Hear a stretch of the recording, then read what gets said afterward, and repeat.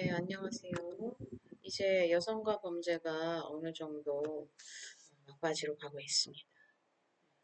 이 가정폭력까지 공부를 하시게 되면 이제 뭐 전반적인 여성학에 가까운 여성의 이런 모든 문제들이 성폭력, 성매매, 성희롱, 가정폭력을 포함하는 이런 많은 문제들이 왜 발생하는지 좀 근본적인 걸 우리 이제는 살펴볼 그런 차원에 올라오지 않았나 생각해서 요 교재 외에 그 성차별 이런 부분으로 나가게 됩니다.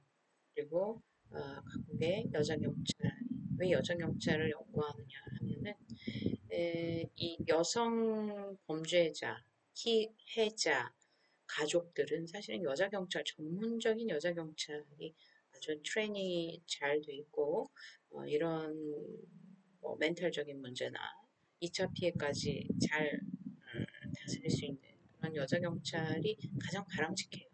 근데 현실은 사실은 수사 전문가들이 거의 남자 경찰이다 보니까 가정폭력임에도 남자 경찰이 좀 남편에게 유리한 시각으로 아니면 이런 가정 문제까지 우리가 개입해야 하는가 이런 시각으로 접근을 하기 때문에 가정폭력 피해자들이 제대로 된 그 처리를 받지 못하는 경우가 있습니다. 그리고 가정폭력이 단순히 엄마가 맞는 그런 것뿐만이 아니고 어떻게 보면 아동학대, 노인학대 이런 걸 다 포함해서 가정폭력이라고 볼 수도 있어요. 여성과 범죄에서는 너무 깊이 노인학대나 뭐 아동학대까지는 갈 수는 없지만 일단은 여성에 대한 남편, 가장의 폭력을 시작으로 해서 뭐 단순하지만 아동과 노인 학대까지 좀 그래서 이야기하는 수준으로 가정폭력을 정리하도록 하겠습니다. 첫 번째 슬라이드인데요. 조금 시간이 있지만 여성가족부의 통계를 보면 피해자가 누가 더 많나요? 주로 여성이 많습니다. 가해자가 남성이 좀 많습니다. 음,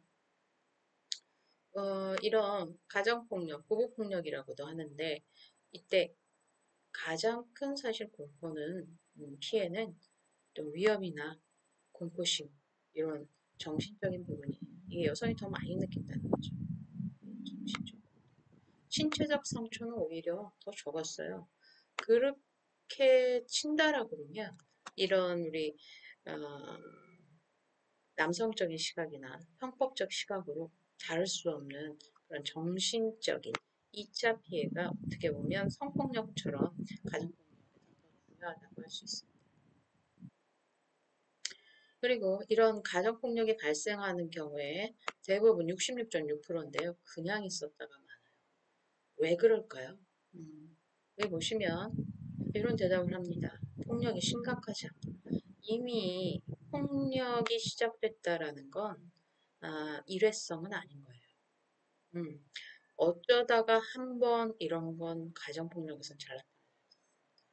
왜? 가해자와 피해자가 한 공간에서 같이 수년에 걸쳐 생활하기 때문에 이 폭력적 상황이 이제는 습관화처 어떤 가족의 분위기인 양 이렇게 치부되기 쉬워요. 그리고 두 번째 원인은 집안일이 알려졌다고 해서 아빠가 가정폭력에서 신고당해서 끌려갔대. 상당히 수치스럽거든요. 아이들도 그렇고 예, 신고하지 않습니다. 그리고 세 번째, 신고해도 별 소용이 없더라. 남편, 아빠가 생활비 벌어주는데 신고해서 과연 상해죄나 폭행으로 처벌할 수 있을까요? 상당히 어렵다는 거죠. 세 번째, 자녀들. 이혼을 해야 하는데 이혼했을 때 자녀들의 미래, 경제적인 문제가 이 여성분이 감당할 수 있다면 좋지만 감당할 수 없는 경우에는 참고 산다는 거죠. 이런 가정폭력의 어떤 맹점이 있습니다. 처벌이 쉬울까요? 쉽지 않다는 거죠. 자,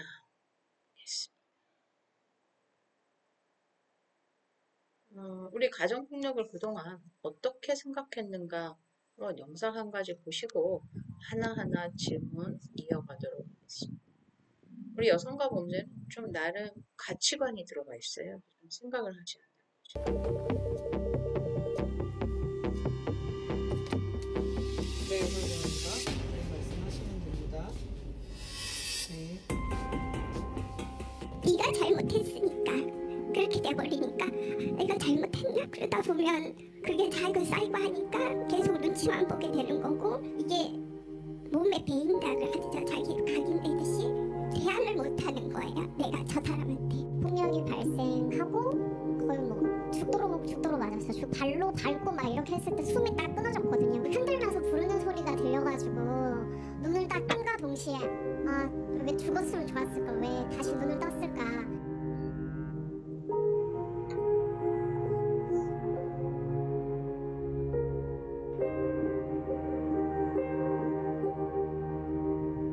그 가정폭력 가해자는 가정폭력 피해 여성으로 하여금 자꾸 자존감을 무너뜨리죠. 내가 너를 때리는 이유가 너가 이걸 잘못했기 때문이다. 이런 식으로 해서 나의 자존감, 나는 그러니까 인간일 수 없는 그런 상황에 놓여 있기도 하고, 경제적 확대의 양상은 생활비를 안 준다든지, 아니면은 이 여성이 어떻게 취업하려고 해도 그걸 막는다든지, 사회적 관계를 차단한다든지.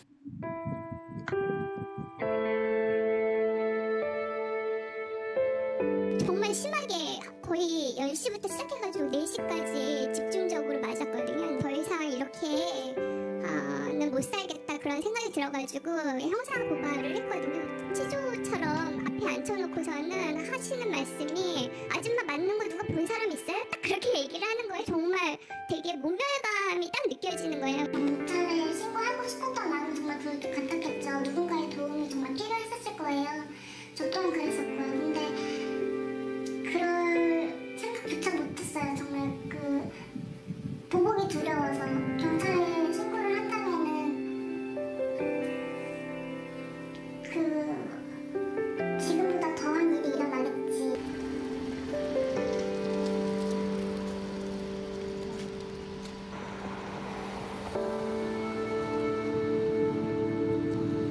가정폭력 방지법이 있고 국가의 책무성에 의해서 이거는 다루어진다 하더라도 집행하는 과정에서 가정폭력 가해자들이 거의 처벌받지 않거나 굉장히 미약한 처벌을 받고 있기 때문에 사회 전체적인 메시지로도 이게 가정폭력이 범죄다, 이것이 인권에 관한 문제다, 이런 것들을 흐리게 하는 그런 효과가 있는 거 아닌가, 그렇게 생각을 합니다.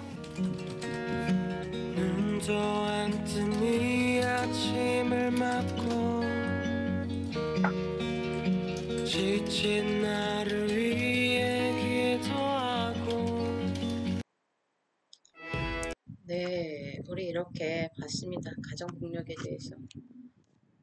전혀 사소하지 않다는 거죠. 네, 가정폭력에 대해서 영상 보셨는데, 우리가 이런 생각을 갖고 있대요. 가정폭력에 대해서. 부부싸움은 칼로 물베기. 이게 무슨 말이에요? 살 수밖에 없기 때문에 그렇게 해야 한다는 거죠. 그리고 우리 가부장적인 대한민국 남성들의 시각에서는 멘탈적인 건 그다지 중요하지 않다라고 생각을 하는 것 같아요. 때리지만 않으면 괜찮다라는 생각이 있다. 그리고 진단 뛸 정도만 아니고. 그리고 말 안 들으면 때려야 된다. 맞을 짓을 네가 하지 않았니? 내 애는 내 맘대로 되지 않았니? 그리고 결국 여성들은 내 자식을 위해서라도 내가 뭔가 좀 상당히 불합리하고 어려운 상황인데 대부분의 가정에서 어떻게 보면 좀 과하긴 하지만 많이 가지고 있는 생각이 아닌가. 그래서 가정폭력은 처벌하기 쉬울까요? 이런 분위기에서 처벌은커녕 신고하기도 어려울 것 같습니다. 가정폭력이 왜 심각할까 하나 보겠습니다. 때리면 어떻게 되나요? 신체에 심각한 손상을 입겠죠. 가정폭력은 우울, 불안으로 이어집니다. 여성과 관련된 범죄의 공통적인 특징이 외상 스트레스예요. 심한 경우 상대방을 죽이거나 자살로 이어집니다. 외상후 스트레스, 트라우마. 눈에는 안 보여서 우리가 이게 심각한 거겠어 하지만 지속적으로 폭행을 당한 여성이 사람과의 관계가 어렵지 않나. 그리고 또 특이한 게 부부싸움은 꼭 자녀에 대한 폭력으로도 이어진다고 합니다. 그 남편의 어머니가 이쁠까요? 그렇지 않겠죠? 노인학대로까지 이어져. 그리고 그런 상황에서 큰 자녀들은 어떻게 될까요? 학교 폭력으로 이루어지고 자신의 스트레스를 뭐 절도를 한달지 뭐 뭐라고 할까요? 각종 비행으로 가출하기도 하고 심각해진다는 거죠. 그래서 아까 그 성폭력 여성의 전화에 나온 그 소장님 얘기하듯이 이거는 단순한 가정 문제 아니에요. 민감한 게 아니라는 거죠. 인권의 문제라는 거죠. 사회 정의의 문제고. 이제는 좀 들여다봐 줘야 된다는 거죠. 누가? 경찰. 그래, 가정폭력, 물건 부수는 남편, 온갖 욕설과 무시, 뭐 이런 성행위, 투명 인간 취급, 생활비 주지 않고 병수별한 사람 필요하지만 자식들은 나 몰라. 예, 노모를 그냥 방치하는 거죠. 이게 다 어떻게 보면 한 번쯤 살면서 우리가 한 번쯤은 경험한 일들 아닌가 싶기도 해요. 예, 슬픈 현실이죠. 아는 사람들, 대한민국에서의 가정은 어떻게 보면 최후의 보루와 같은 거기 때문에 국가도 건드릴 수 없는 어떤 마지막 울타리? 뭐 그런 거라서 이런 상황임에도 불구하고 공권력이 개입하기가 상당히 어렵다. 네, 깨지 않으려고 그러죠. 우리 그래서 가정폭력 뭔가 한번 봅시다. 가족 구성원 중 한 사람이 다른 구성원에게 우리는 여기까지 그동안 생각했어요. 신체적인 거. 얻어 맞아요. 가정폭력인 줄 알았는데 그게 아니라는 거죠. 아까 계속 비교하면서 욕하는 거. 그리고 생활비 안 주는 거, 취업 못하게 하는 거, 병수발 안 해주는 거 다 가정폭력. 가정폭력은 은폐돼요. 반복됩니다. 왜요? 한 공간에 살아야 합니다. 그리고 습관화되기 때문에 지속적이고 점점 흉포화됩니다. 아들, 자식에게 대물림 됩니다. 배우자뿐만이 아니고 자녀, 부모로까지 확대됩니다. 어떤 다이너마이트 같기도 하고. 예. 가정폭력의 유형 한번 보실까요? 가정폭력은 부부, 자녀, 부모, 그리고 친족, 신체적인 거, 정서적인, 언어적인 거, 성적인 거, 예, 경제적인 거 다 포함합니다. 이렇다고 보면 우리가 그동안 깊이 생각하지 않아서 알아채지 못했던 많은 가정폭력이 사실은 존재합니다. 뜨거운 감자처럼 사정이 그래서 저 정도는 무슨 사연이 있겠지 라고 무긴 방조했던 것들이 많이 드러나고 있는 거죠. 부부싸움 좀 오래되긴 했지만 11살 난 아들이 엄마 때리는 아버지 슬프네요. 예, 흉기로 이런 일이 나타나면 안 되겠죠. 너무 슬퍼요. 여성과 범죄를 강의하면서 좀 슬퍼지는 느낌. 봅시다. 부부간에 신체적인 거, 물건 집어 던져요. 너 때리지 않고 물건만 집어 던졌어요 했는데 막상 상대방이 볼 때는 위협을 느끼는 거죠. 칼, 흉기로 위협합니다. 마구마구 때립니다. 정서적인 거 포함합니다. 호관, 말하는데 계속 무시해요. 뭐요? 너 같은 게 심한 간섭. 공포영화 같죠? 네. 여러분 20대 이런 걸 너무 많이 알아서 좀 슬프긴 합니다. 가정은 소중한 것이에요. 여러분의 어떤 발전과 행복의 근원지인데 그렇지 못하게 되셔서 경제적 폭력이니까 생활비 안 주는 거지. 일일이 보고해야 돼. 아니 병원에 가야 되는데 안 데려갑니다. 가장 무시받은 경험이 언제냐 하면 의외로 남편, 부모로부터 그런 그랬을 때 어떻게 하나요? 일에 몰두하죠. 공부에 몰두합니다. 나중에 어떻게 살아요? 혼자 살거나 이혼합니다. 왜? 너무 힘드니까. 버려두고 가는 거죠. 웃깁니다. 그리고 지나친 성적 강요, 이것도 가정폭력입니다. 예, 가정폭력으로 이어지죠. 살인으로 이어졌어. 슬프네요. 자녀 학대도 가정폭력의 일부이다. 보시면 부부 사이에는 아까 폭력이 있었는데요. 여기도 신체적, 영아에게 때린다 하면서 심한 치료 안 되는 거죠. 정서적인 거, 욕설, 위협, 성적인 거, 불법은 나, 심하네요. 그죠? 그리고 돈을 마음대로 사용하지 못해요. 아니면 강제労働, 방임하는 거예요. 함께 보내자는 교육적, 어린 영아를 돌보지 않고 버리는 거. 심각하죠? 이거 알고 가셔야 돼. 어쩔 수 없어요. 이런 부모들이 있다는 거지. 세 번째, 노인 부모들, 매 맞고 사는 부모들이 있기 때문에.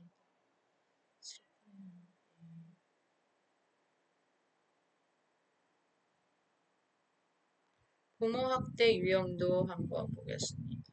신체, 정서, 아이고, 성적. 신체적인 거, 집 밖에 아예 못 나가게, 문 밖에 잠그고, 정서적, 지속적으로 무시, 옷이나 기저귀 교체, 성적 수치, 예.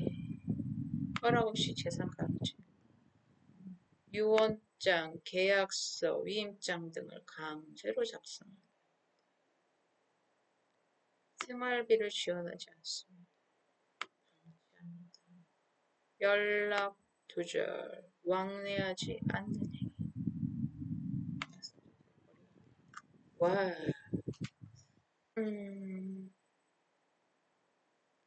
살짝 뭐 불안하기도 하지만 와 놀랍죠, 그렇죠? 네, 맞습니다. 현실에서 이루어지는 많은 폭력. 착하게 삽시다.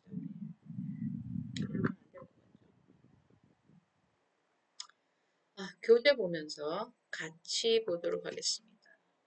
참 여러분들은 만약에 수업을 같이 한다면 제가 복사를 해줬겠지만 여러분이 교재가 없을 것 같아요. 예, PPT로 간략히 조금 더 정리하셔도 될 것 같습니다. 워낙 PPT를 자세히 만들어가지고. 첫 번째, 배우자 구타. 가정폭력에 가장 잘 나오는 거죠. 왜 이렇게 배우자를 구타할까요? 아내는 뭐라고 생각해요?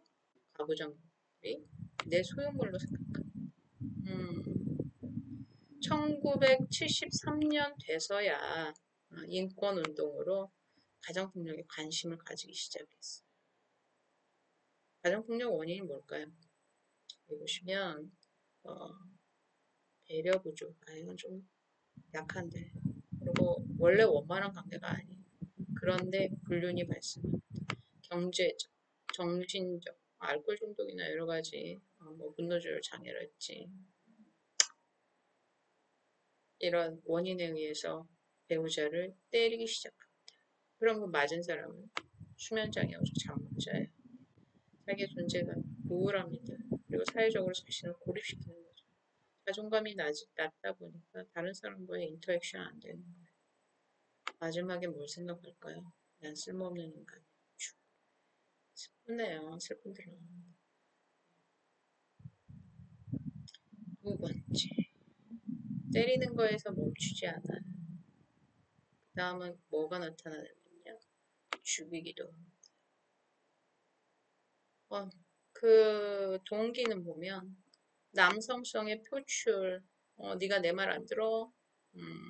많은 살인 동기, 이런 거죠.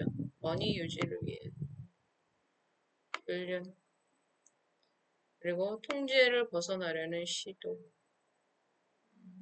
그리고 상대 아내가 또 죽이기도 합니다. 정당방위로 되기도 하는데 장지하고 있는 남편을 찔렀어요. 이런 경우 정당방위로 인정받기 어렵습니다. 그래서 이 양상을 보시면 지속적으로 가정폭력을 하다가 결별이랄지 외도를 목격하게 되는 경우 어떻게 해요? 살해로 이어지는 겁니다. 슬프네요. 네. 그래서 각종 폭력부터 시작해서 살해까지 방치했을 땐 가장 흉악한 범죄로 변할 수 있다. 하는 순간. 굳이 고유정 그런 정도의 계획적인 부부간의 살인사건, 전 남편에 대한 살인사건, 이런 것까지 가지 않더라도 우발적으로라도 한 공간에 살다 보면 살해로까지 이어질 수 있는 여지가 있는 게 보다 이제는 경찰이 일단 보겠습니다. 부부 강간입니다.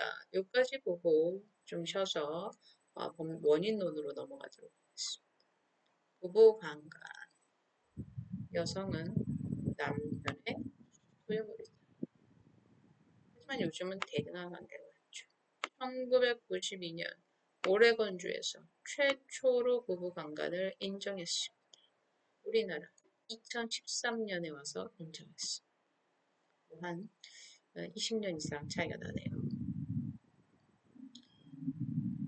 여성이 가지는 성적 자기결정권, 부부 사이에서도 지켜주어야 한다가 판례 원칙입니다.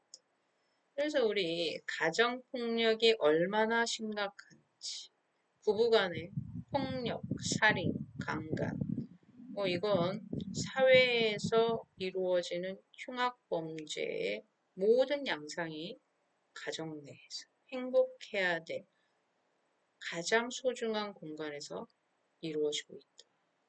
이 사람들이 흉악범인가요?